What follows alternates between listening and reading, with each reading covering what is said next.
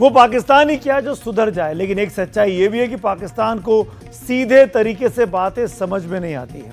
Israel में भारत के राजदूत जेपी सिंह ने कहा है कि पाकिस्तान को मुंबई हमले के मास्टरमाइंड हाफिज सईद, साजिद मीर और जकीउर रहमान लखवी को भारत को अब सौंप देना चाहिए। तर्क यह है कि अगर अमेरिका 26/11 के आरोपी तहव्वुर हुसैन राणा का प्रत्यर्पण कर सकता है तो पाकिस्तान अपने आतंकियों के साथ वही बर्ताव क्यों नहीं कर सकता।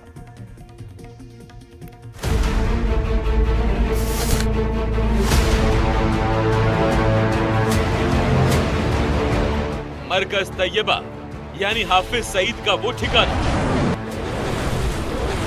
जिसे भारतीय सेना ने 6 से 7 मई की रात अपनी स्ट्राइक में खंडहर बना दिया। पाकिस्तान के मुरीदके में लश्कर तैयबा का ये मरकज तैयबा वही जगह थी जहां 2008 के मुंबई आतंकी हमले में शामिल अजमल आमिर कसाब को ट्रेनिंग दी गई थी। हाफिज का आतंकी अड्डा तो मिट्टी में मिल गया, लेकिन हाफिज भारत को कब मिलेगा?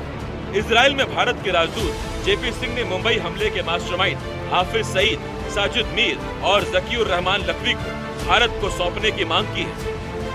आतंकवाद के खिलाफ एक अंतर्राष्ट्रीय गठबंधन बनाने का आह्वान करते हुए जेपी सिंह ने इस बात पर जोर दिया कि पाकिस्तान के खिलाफ भारत का ऑपरेशन सिंदूर रुका है, खत्म नहीं हुआ। Believe me, the root cause is these two groups. Jaish Mohammad, जैसे अमेरिका ने 26/11 मुंबई आतंकवादी हमले के मास्टरमाइंड तहव्वुर हुसैन राणा को भारत को सौंप दिया है, उसी तरह से पाकिस्तान को अपने यहाँ रह रहे प्रमुख आतंकवादी हाफिज सईद, साजिद मीर और जकीउर रहमान लखवी को भारत को सौंप देना चाहिए। Recently, last month, US extradited Rana Tawahur Hussain, who was involved in Mumbai attack. अगर तू पानी बंद करेगा, इंशाल्लाह हम तेरी सांस बंद करेंगे, इन दरियाओं में फिर खून बहेगा। ऑपरेशन सिंदूर के बाद हाफिज ऐसी कीदड़ भपकी देने के काबिल ही बचा है या नहीं, किसी को नहीं पता। लेकिन इतना तो तय है कि दरियाओं में खून बहाने की कीदड़ भपकी देने वाले हाफिज को पहलगाम अटैक के बाद जैसे ही पता चला कि भारत में सेना को कार्रवाई की खुली छूट मिल गई है, वो छटपटाने लगा था।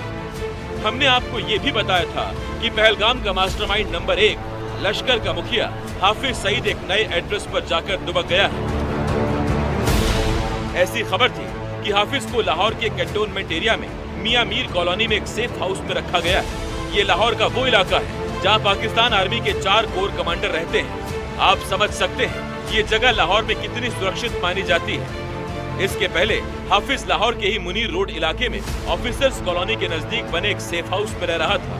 हालांकि इस पते पर भी हाफिज सईद 4 महीने ही रह सका और उसे भारत की कार्रवाई के खौफ में अपना एड्रेस बदलना पड़ा। निश्चित तौर पर ये युग युद्ध का नहीं है, लेकिन ये युग आतंकवाद का भी नहीं है। टेररिज्म के खिलाफ जीरो टॉलरेंस, ये एक बेहतर दुनिया की गारंटी है।